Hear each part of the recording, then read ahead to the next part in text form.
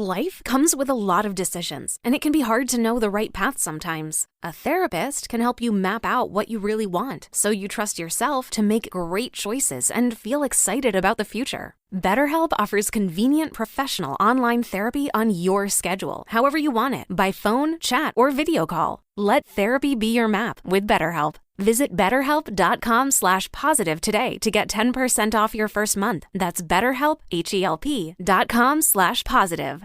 I'm joined by Hall of Famer John Smoltz. Smoltzy, tell me this. What's harder, winning a Cy Young or an Emmy Award? Oh, man. Winning a Cy Young. It takes a lot longer to happen. You know, it's funny when you mention something like that. I just go back to all those years of being predicted to win and just feeling like a failure. But in 96, fortunately, I was able to at least get that off my back because that was starting to bother me. Download the Brett Boone Podcast, available on the Odyssey app or wherever you get your podcast.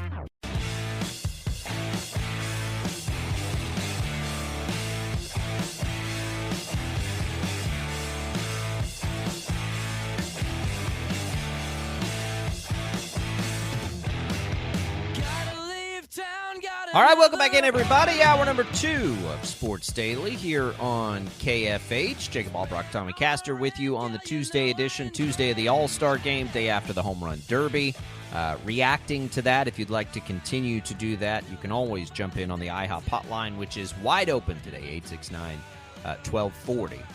On the hotline tomorrow, we'll have Ross Tucker in to talk, NFL analyst here with us, the Odyssey family. We'll talk a little pre-training camp. He's a great personality. Looking forward to that. Thursday, we'll have some betting, some K-State talk. Lots of good stuff coming up this week. Tommy, as we make our way through, by the way, congratulations to Adam for winning HTO. We appreciate you listening and love giving stuff away. We'll have a Wind Surge giveaway later in this hour. We've been talking about the Home Run Derby and the Pat Fitzgerald situation. More on Fitzgerald's future in a minute, but let's get caught up on Bob Huggins here, Tommy, because another sort of development yesterday in that Huggins is doubling down on his efforts to basically say, I didn't resign. Now, we've all seen the Seinfeld memes rehashed the same thing with San Diego State, right? You quit, and then you don't quit, and then you say that it wasn't you, but your wife that sent it, and you had a team meeting, but the team meeting was only if I'm not back. You wanted to take care of his players, which I actually think there may be some truth to that. But he's really going to try legally here to say he should still be the coach at West Virginia. Tommy, I don't think this one's like a money play. I think he really doesn't want us to walk away from coaching. And he's at his alma mater, and I think he wants to be there. There's like no chance that happens. So I don't know what the end game result for Bob Huggins is here. I think he's mad. And, this is all self-inflicted, of course, because this all happened because of a DUI after a really stupid decision on a radio show he made earlier this offseason. But he still got it, right? They had one of the best transfer classes. They were expected to be pretty good this year. And I think he's angry, and I think he wants to still be the coach. There's about a 0% chance that happens, and that's the latest here. What does he think the end game is going to be here? They're not giving him his job back. The university, right. If Huggins has doubled down, then the university has tripled down. Like, they're not giving him his job back. I read Huggins' statement that came out last night where, he talked about what his intentions were and all of that. Then I read the letter from Bob Huggins' attorney to the university and the letter that the general counsel from West Virginia sent back to the attorney. The bottom line is that Bob Huggins will not be the coach at West Virginia. And it's not going to happen. There is like a 0% chance. I don't even know if the longest odds that you could place on this, if I would even take that bet that Bob Huggins would be back, because this is not happening. This is going to be fought over in a courtroom. But even then, I can't imagine that there is any sort of outcome, even in a courtroom, where a judge would say, West Virginia, reinstate Bob Huggins. It's just not going to happen. He's setting himself up legally here. Like he's dotting all his I's and crossing all his T's, and there was no signature on that letter, and I couldn't respond because I was in rehab, and I don't know how you meet with the team in rehab, but you can't respond to that. We'll see what leverage he can create legally, because I don't know. What I do think right now, and let's start with Huggins on the future aspect of these two coaches. I don't think, Tommy, we've seen Bob Huggins coach his last game. He's 69 years old. He is still clearly competitive in this environment. I think that when we think about and think back to all the things that coaches have done but been rehired because they can win, I think when they stack up, if he truly goes through the rehab process and truly gets a handle on the things that are spurring bad decisions, which is something we all hope for, right? I think he's going to coach again. I don't think it'll be at West Virginia, but I think it will be somewhere. And I think it will be somewhere big, pretty soon, actually, because the clock is sort of ticking. But as this thing plays out, unless they come to some settlement that part of the agreement is that you cannot coach, sort of like Wichita State paying Greg Marshall right now, well, he can't really coach to get that full pay. Unless they come to something like that, I think he's going to coach again. And I think it will be sooner rather than later, and I think it'll be at a pretty big-time program. I don't agree with that. I think he will coach again. That wouldn't surprise me. I'm not sure he's going to a big-time program, even if he goes through the rehab process, because I'm not sure that there's going to be a high-profile program out there that's going to be willing to take him on, because there's a lot of risk there with Bob Huggins. He can win, but there is some risk there. This reminds me a little bit of the Billy Gillispie situation, where he was at Kentucky for a minute, was at Texas A&M, was at a couple different places, and he's coaching now, but he's not coaching at a high profile program because there's a risk there, and there are issues, and Gillespie, I think, had DUI issues and things like that too, and I think by all accounts could be a difficult person to work with, play for, all of that. So he's coaching. He's not coaching at a high-profile program anymore, so that wouldn't surprise me to see, Bob Huggins go to, I don't know, I'm thinking of a program that's like a mid-major type program, I don't know. I don't know exactly the name, like what program it would be. I just have a hard time seeing him in like a group of 5 school, like giving him another chance at the age of 69 with the red flags, with the baggage, with the skeletons that Huggins has. Who had more baggage and skeletons, Bobby Knight or Bob Huggins? Bobby Knight did for sure, but and that also Texas Tech. But remember, that was 20 years ago. Like, it's a different world now, than it was when because keep in mind, like, Bobby Knight left Indiana, and there was, I think that he was still, even for the most part, nationally, still revered. And it wasn't until much later that you started, like, looking back at Bobby Knight in retrospect, I think a lot of folks are like, oh my God, like, he was a maniac, and we can't believe we let him off the hook for so many years. So I think things are a little bit different now than they were when Bobby Knight resurfaced at Texas Tech. I'm going to give you the example that might change your mind. How long did Chris Beard sit out? You're completely right. Yeah, I get it, but remember, Ole Miss. But remember, the charges were dropped, against Chris Beard, where the charges he's still were far, dealing. Well, I don't want to compare. Bob Huggins is still dealing with. Chris Beard, and the charge was more violent and intentional. It was dropped. It was. Yep. I cannot imagine, and I'm not. This is an observation, not like an endorsement. So please don't misunderstand. But I cannot imagine a big-time program in a big-time conference that has struggled, realizes, what's potentially earned by taking a risk with Bob Huggins, who said something stupid and got a DUI. And has at that point, I will assume, rehabbed, right? And has had other DUIs in the past as well. Again, I'm going to assume for the sake of this that rehab goes well, right? Because if that's going to obviously be a part of any condition. So I'm assuming that will happen, and I hope that happens for him personally. but I'm going to assume that it does because I think it probably will. In that scenario, it won't, as long as there's not some like settlement with West Virginia. What is this? What are we coming up on? 2023? By not this season, but the next, Bob Huggins would be coaching at a Power 5 school. I think I would take that bet because I'm not sure that he will. I'm going to give you another example. Mike Leach. Think about what he was accused of. Sure. And ended up at Washington State. Was any of that substantiated, though? I mean, like that's when they fired him for it.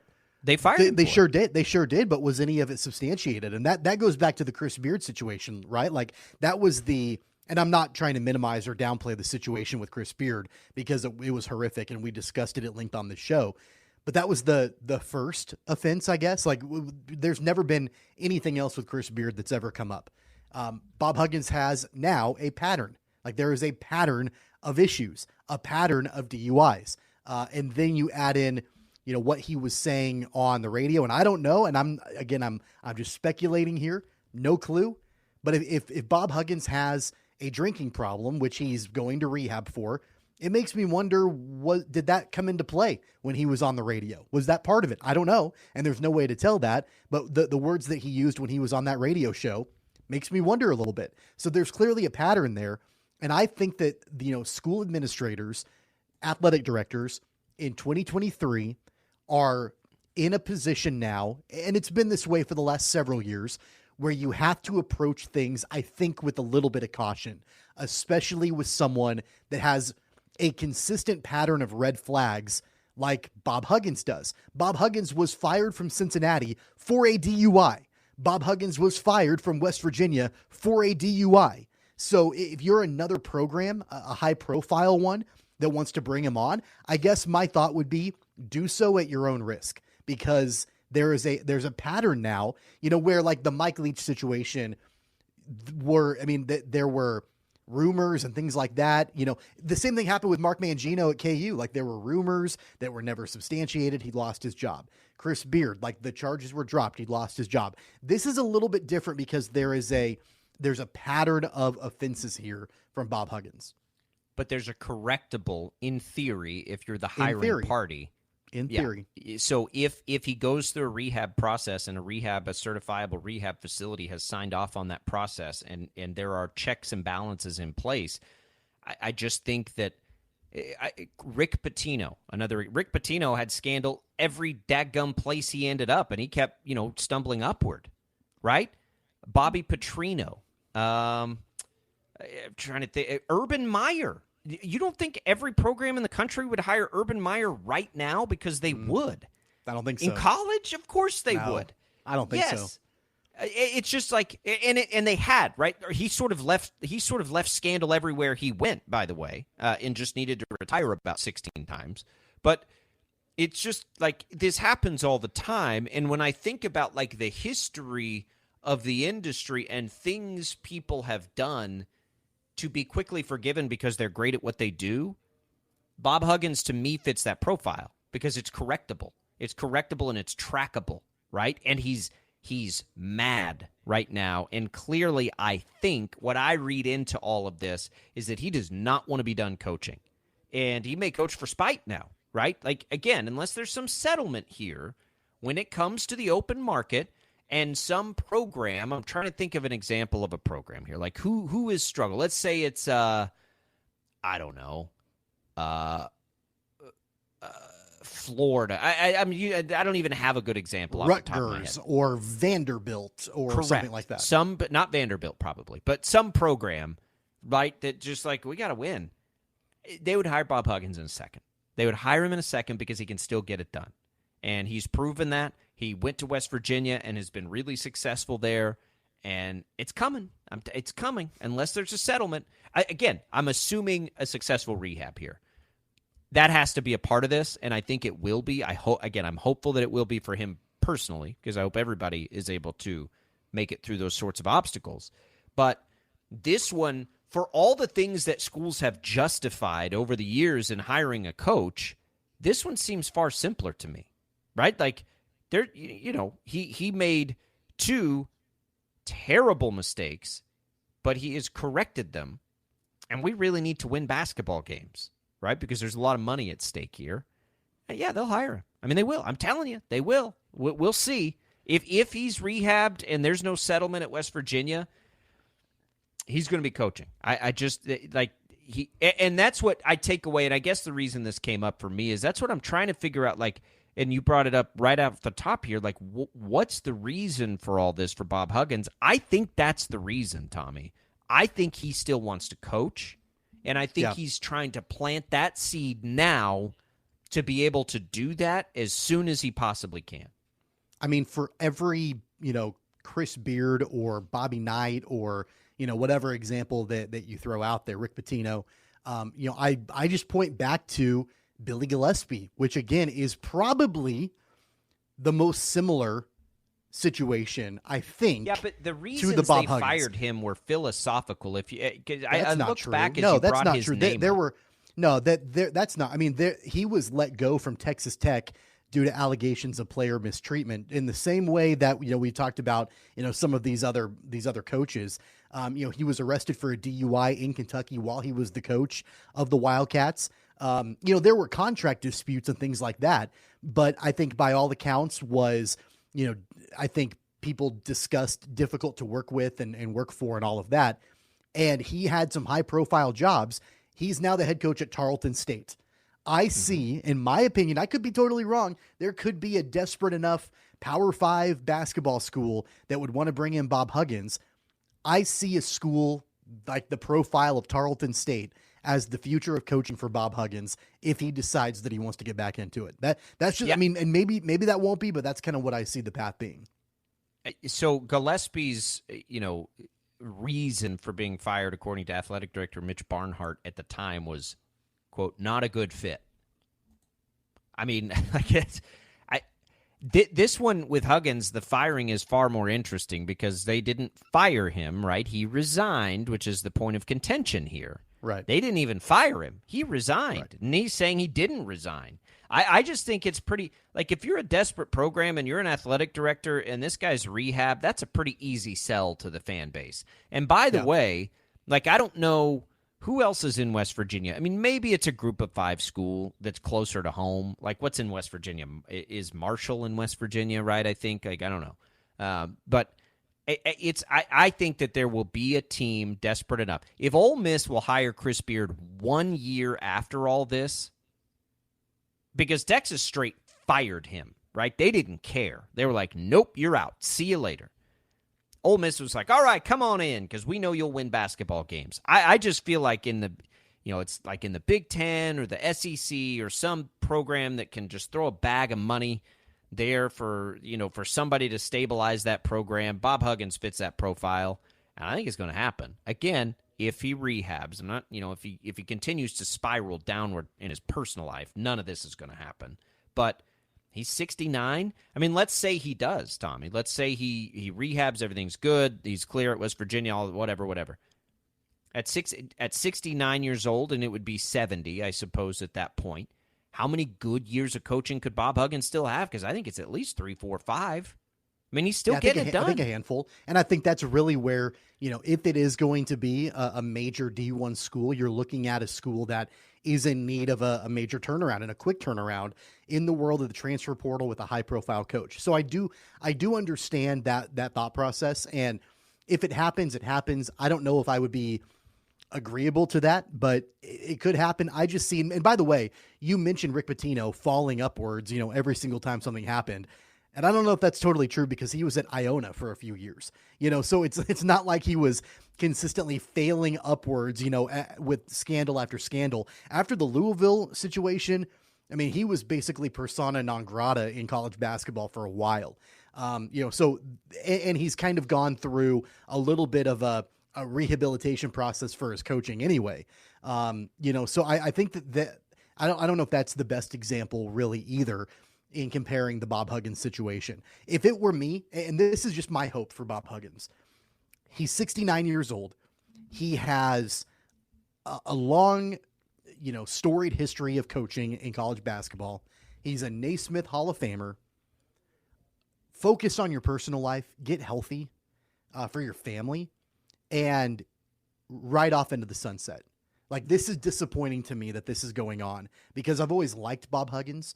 I've always liked his character. I've liked, my teams competing against West Virginia. This, to me, and I don't know if this will be his legacy, overall forever, but at least for me, this is kind of tarnishing it a little bit. This entire situation over the last few months to now, I'm kind of like, Bob, just get healthy and move on.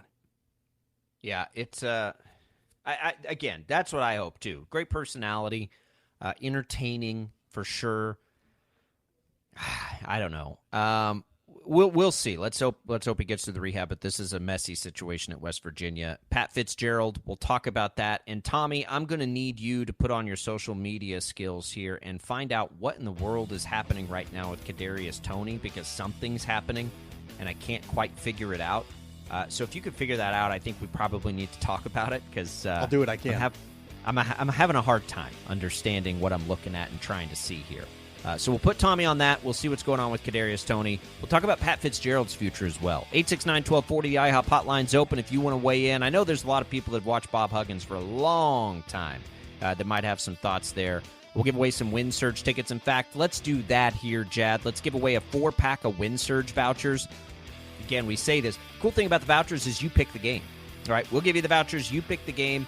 Go courtesy of us here at Sports Daily and KFH. We'll be right back with more Sports Daily.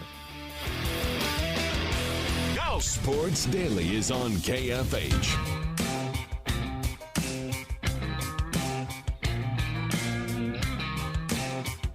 All right, welcome back in, everybody. Sports Daily, Albrecht and Castor here on a Tuesday. I sent Tommy on a mission to find out what was going on with Kadarius Toney right now. I feel like it's probably a Twitter thing. I can't keep up with it. I'm not good enough at it. Tommy, what'd you find out? So I actually had to mute my microphone because I was really worried that it was going to come across, and that would be really bad. So I listened to what's going on.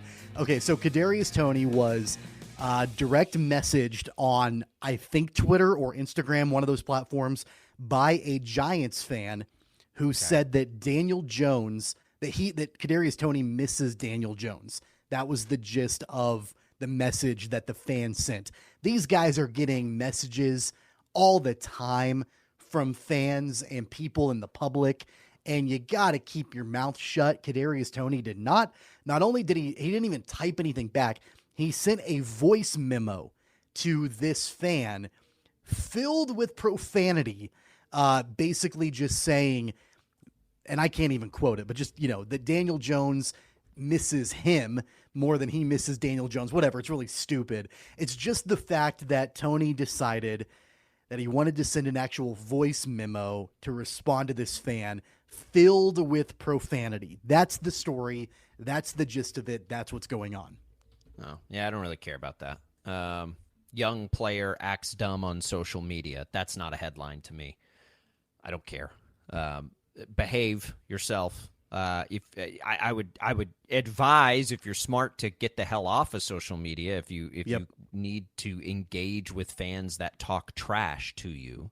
And I'm not, look, it's hard. This is one of the reasons why I generally steer clear of it. It's hard when people are saying something that they would never say to your face, not to respond, but the best answer is always not to respond. Anyway, so that's not that. Okay, that makes me feel better because I was afraid it was something far worse than that. No, that's what's going on. Okay, don't care. I do care about this, though. I guess that Jeff Darlington, and I did not see his report, but I saw Trey Wingo, friend of the program, react to the report on that. Basically, the Chris Jones deal is getting close. Now, Wingo then connected the dots we've been connecting for a long time. I said from the beginning, my gut said DeAndre Hopkins was going to be a Chief. And then it was like, well, I don't know if they're going to be able to get it done. I think that that's still the case, Tommy. I think that the Chris Jones deal gets done, they free up the money, and DeAndre Hopkins is going to be a Chief. And the biggest reason why is DeAndre Hopkins hasn't signed anywhere yet. He's been waiting for the Chiefs, I feel like, the whole time. There's mutual interest. They were the betting favorite to land him before he was ever put on the trade block. It's always made sense for both parties, right? The Chiefs could use him greatly, and if he wants to extend his career, going to Kansas City, of course, makes the most sense. And if they can find a way to free up the money on a short-term deal, which a Chris Jones extension, which they want to do anyway, does, bingo. Like, it's like a duh kind of thing. It was just like, can he afford to wait for the Chris Jones deal? Well, if Darlington's reporting that that's coming closer now, Tommy, I think it's a foregone conclusion. I think D-Hop's going to be a Chief. And again, it makes all the sense in the world. It sounds like that Hopkins had really productive meetings with the Patriots and the Titans. And I think I read that both of those teams have made him offers. And he's not signed with either one of them. And the reporting has been very vague about Hopkins waiting around, waiting for some, quote, mystery team. It's clearly the Chiefs. I remember a few months ago, there was that interview that he did where the reporter was asking him what team he wanted to land with. And, he didn't say anything. He just kind of gave facial expressions and that. And you could tell during that entire thing, he wanted to be in Kansas City. Why wouldn't you? You can be a clear number one wide receiver. They don't have a clear-cut number one wide receiver in that room right now. They've got a bunch of number 2 and number 3 receivers in that room. You get to play with Patrick Mahomes. You get to play with Travis Kelce. You've got a great offensive unit, offensive line.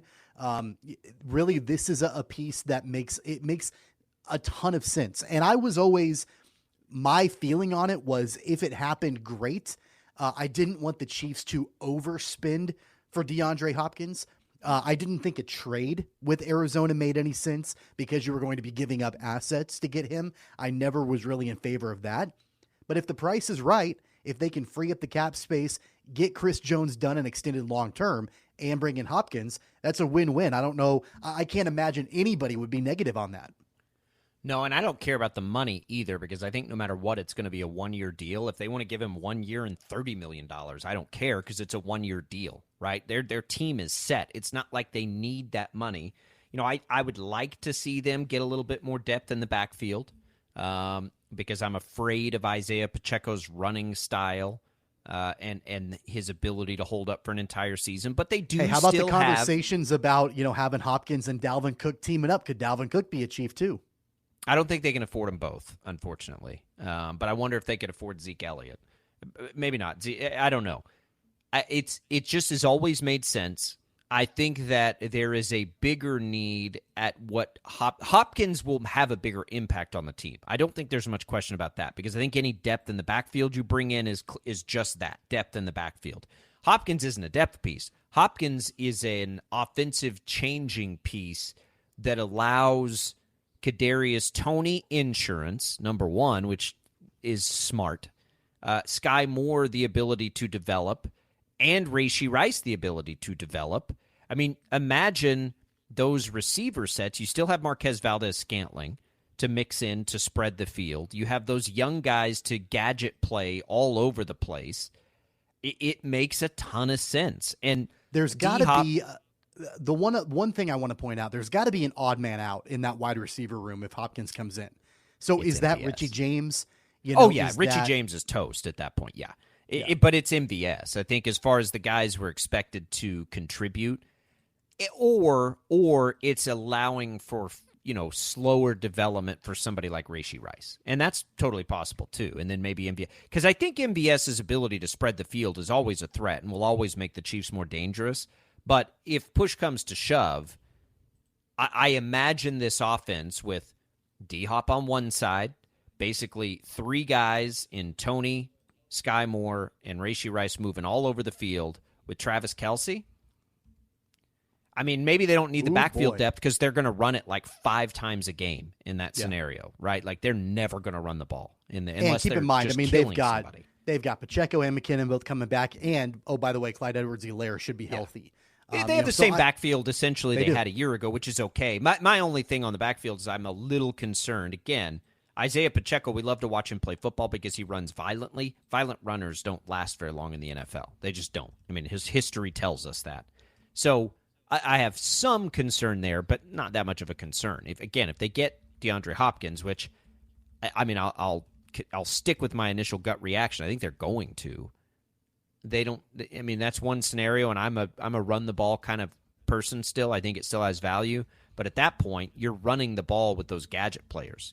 There's so many screen opportunities, and it'd just be insane imagining Andy Reid and Patrick Mahomes with that sort of versatility. It takes some pressure off Travis Kelce, which is probably also a smart thing to do, right? Like limiting contact for Kelce is not a bad thing as he, gets older.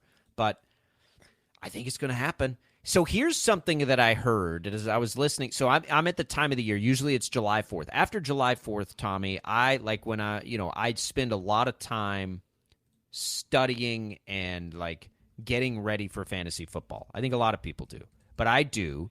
And it's John Hansen, who's been around forever. He's the guru. He's been around. He has a podcast, so I listen to him quite a bit.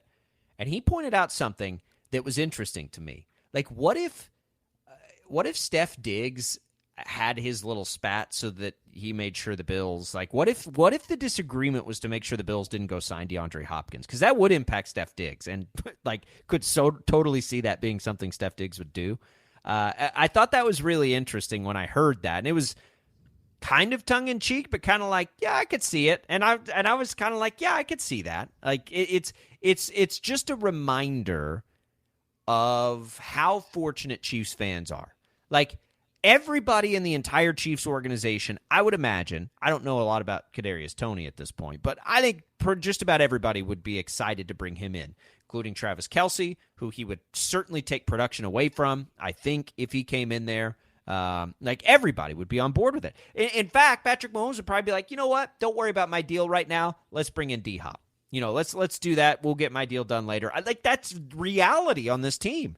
And it is so unusual and so refreshing. And like Chiefs fans just like, God, I hope everybody appreciates how unique that culture is right now, because you just never get it. You never get it. They let Tyreek Hill walk. Like, all right, well, if it's all about the money, man, like good on you. Tyrann Mathieu. The players that come in where it's all about the money, it's kind of like, okay, go make it somewhere else, because it ain't hit here. Like, we're all in to win it, baby. Like, that's all we care about. We're going to win championships. We're going to keep that dynasty going. And I don't want to get ahead of ourselves because they still don't have the Chris Jones deal done. I know. That being said, I'm trending, and especially with that Jeff Darlington report just a little bit ago, I'm trending more comfortable and calm about this than I was maybe a week ago or 2 weeks ago. I really, for a minute, was pretty concerned that there wasn't going to be a long-term deal done with Chris Jones, and that was going to be hanging over the head of the organization, over the course of the season. So again, we're inching closer to training camp. Freeing up that cap space is going to be essential. And you're kind of killing two birds with one stone. You're extending Chris Jones. That foundational piece continues on your team. You're basically ensuring, more than likely, he's going to be a Chief his entire career. And it gives you flexibility to be able to go out and get other things done. It just makes, if we just take 1 second to read between the lines, right? Like, it's like this has been building the entire time. D-Hop clearly wants to go to Kansas City, and I think they'd love to have him. They just haven't been able to. But as they come down to the finish line on the Chris Jones deal, which, by the way, Chris Jones needs to be paid this way because what he's done is historic in nature. Like, the pressure he puts on the quarterback from the position that he plays, I don't know if he's like the total disruptor of Aaron Donald, who's probably in the conversation for greatest football player we've ever seen, right? Like, he grades out that way. But just like, because you have to sort of remove that a little bit in fairness. Chris Jones is as good a pass rusher at the position he plays, honestly, as really anybody we've ever seen in the sport. And if quarterbacks have the most value in football, we know this, right? Defending the quarterback has the second most value in football, and that we see it all the time.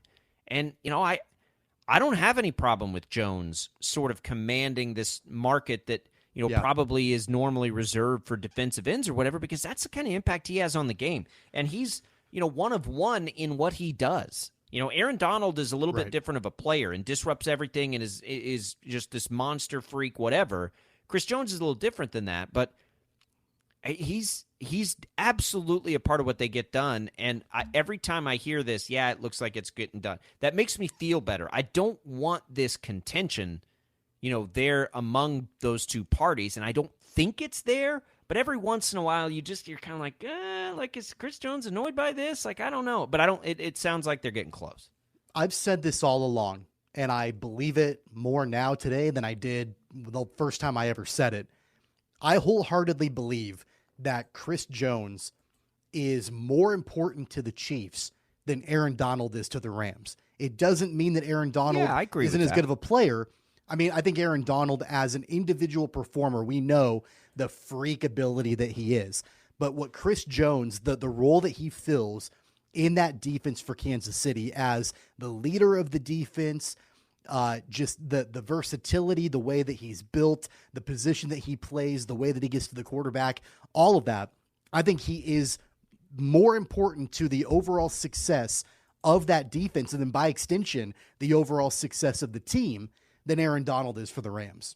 I agree, because I think that there are more players dependent on his success defensively for the Chiefs than there are for the Rams, who have for sure invested a lot of money and everything into the players on that defense.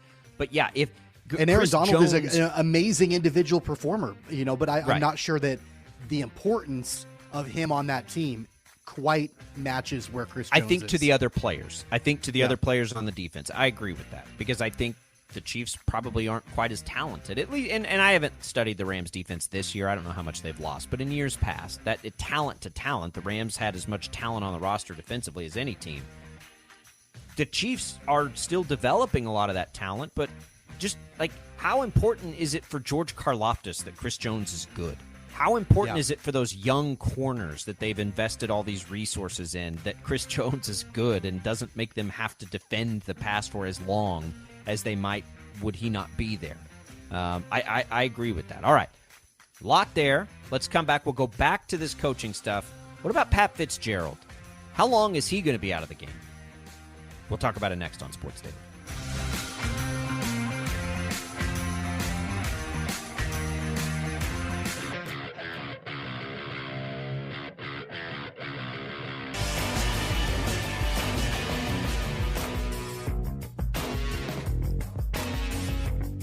All right, welcome back, everybody. Sports Daily here on KFH. Jacob Albrock, Tommy Castor, Jet Chambers producing for us. Congratulations to Wendell for winning our Win Surge vouchers. We've given away some Win Surge vouchers. We've given away some movie tickets to the new Mission Impossible. We've given away some iced tea to HTO. Lots of giveaways this time of year. We're happy to do that. We'll continue that throughout the weeks here as we make our way toward the fall. All right, back to Pat Fitzgerald, Tom. We set up the situation. He's been fired by Northwestern. It's going to be a legal mess. He's lawyered up with some high-profile lawyers. He's probably going to get some money. I don't know what that will do to impact his coaching future. If he's free and clear to coach again, Tommy, how soon do you think Pat Fitzgerald will lead a major college program or land a high-profile NFL job? Because I think it will be in 2024. And I think it'll be more than likely NFL. It wouldn't surprise me to see him as a coordinator in the NFL right away. And that's kind of been the path, I feel like, for college coaches that, maybe were let go under some not great circumstances or whatever. A lot of times you'll see them resurface as a coordinator in the NFL. That wouldn't surprise me. I think 2024 is probably on the table. I mean, where everybody is at in the cycle right now in the offseason for college football and the NFL, I'm not sure there's going to be anything super appealing available for him this coming season, but I do think we'll see him again in 2024. If there are teams willing to turn a blind eye for basketball coaches in the sense of Bob Huggins, they're even more prone to do it for a football coach. There is the appropriate, I think, and I say appropriate, like appropriate to him coaching soon, amount of pushback from his players, from him to his role in this heinous situation, that I think it is setting him up to be able to sort of not have this hold him back at the next stop. And I think an NFL coordinator is more likely, probably. I don't think he's on the radar as an NFL head coach anymore anyway, like he was at one point, despite, all these things happening. But I do think, man, with the money on the line now, there would be, again, a Power 5 program that would be willing to hire him. I really do. With his track record outside of this situation, which, again, is going to get a massive pushback from him, from his players, from whatever else. I think that it's setting the table again for him to coach right away. And, it is what it is. It's the industry that is. But I do agree. I think NFL coordinator is probably more likely because that does allow him to sort of step away and let things settle down a little bit. Such a keep in mind too, scenario. God, yeah, keep in mind too, as a coordinator in the NFL, he's not going to be entrusted with a locker room of college athletes and, sort of this culture that I think happens, from time to time on college universities of hazing. And like we've heard that, forever. I mean, for 20, 30 years about fraternity and sorority hazings and things like that. Like that just sort of has permeated college over the last, Tommy, 20, I've heard 30, of 40 years band forever, hazing, right? Right. Yeah, like exactly. It's so anywhere there's a group of older people interacting with younger people. So Fitzgerald can completely remove himself from that culture and be at the pro ranks, where at that point, like, I don't think that, like, I feel like it can be an easier putt for an NFL team to say, hey, we're bringing on Pat Fitzgerald as our coordinator, as opposed to going, care. I know, I'm just saying, like, from an optics point of view, it's going to probably be better for him to be a coordinator in the NFL than it would be. Because then, like, if there's another Power 5 school that hires him as a head coach, then they're going to be subject to the questions about what happened at Northwestern, right? Like, they'll be subject to the questions for about 2 weeks, and then everybody will just want to know if they're going to win football games. The NFL, let's be clear, does not care, would not care, would not bat an eye. The hazing that goes on in the NFL that you hear about is a rookie having to pick up a dinner tab, right? Like, more acceptable and appropriate, ribbing of, rite of passage type things, because you've got adults. That's why, typically this doesn't happen with adults, because the societal pressure goes down as you get older. Most of us develop this, I don't really care what other people think, right? Like, I don't need, that I've got enough things going on in my life that, I'll gravitate to the people that like me for who I am. But that takes a long time. That's why we see this in young people. And it's not just sports. It's everywhere, on college campuses, on high school campuses. It's, for whatever reason, we're idiots sometimes, again, when we're younger. And I just think that the plate is being set by Fitzgerald's team.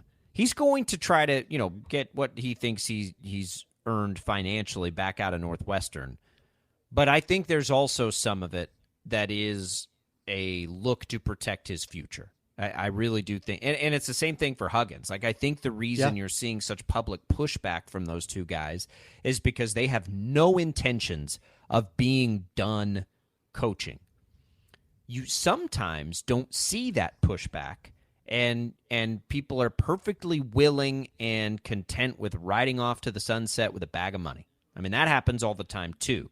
So I think it is important that we're seeing such public pushback from these two coaches, because the way I read it is they don't want to be done coaching. Like, they want to coach like right now. And it's not obviously not going to happen either place, despite what Huggins says, but it'll be somewhere else, I think, for both of them. And I think it's going to happen soon.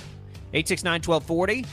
We'll come back. We'll tell you what's on the network. It'll be a slower week, a more regular programming type of week here as we make our way through the Major League Baseball All-Star break. But we'll do that next. Sports Daily, wrapping up a Tuesday right after this.